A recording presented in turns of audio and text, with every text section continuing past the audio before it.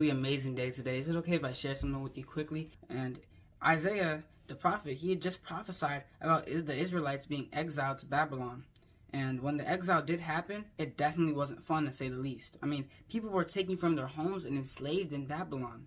Yet, after Isaiah prophesied about this, God spoke a very, very encouraging message to the people of Israel. He said, "For I am the Lord your God, who takes hold of your right hand and says to you, 'Do not fear, for I will help you.'" Even through the Israelites' suffering and after all the sin that they committed, God was still willing to help them. And that just tells you a little bit more about God's character, how loving He is, how compassionate and merciful He is. All things that we should take into account and learn to live out towards others.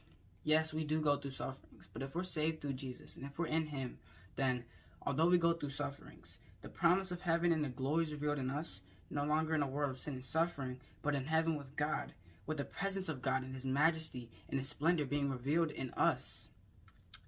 As we live in a perfect world for all of eternity, this is so much better in comparison to the trials we face. And ultimately, every trial and hardship we go through are worth the promises that God has for us. I'm going to share one of my favorite quotes with you that Nick Hall actually said.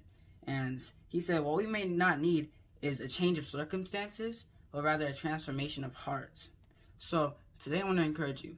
When you're going through hardships, don't always just seek a change of circumstances in your life, but rather have a transformation of heart, knowing that God's going to be with you through this. He's going to help you. He's going to refine you as gold is refined through fire, and you'll be out better than you were before with God's help, okay?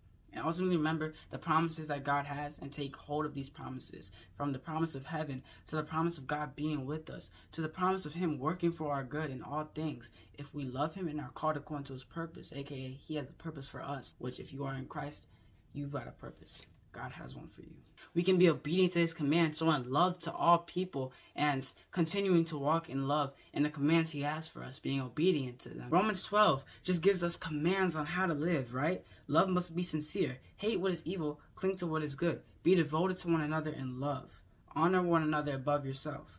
Never be lacking in zeal, but keep your spiritual fervor serving the Lord. Be eager to serve the Lord in all that you do. Do not be overcome by evil, but overcome evil by good. So, today, if you want to grow in your relationship with God, if you want to be saved through Jesus and put your faith in Him today, the description below and the linked and pinned videos will teach you how to do so and how to grow a relationship with the God who loves you so much. Those in LA with the wildfires going on, those in other countries going with all these natural disasters, all this crazy stuff, wars, and all of these things, pray for these people, guys. And have faith when you pray, okay? And know that God does have a plan, and His purpose ultimately prevails. So trust in the Lord and keep praying for these people with confidence and believe.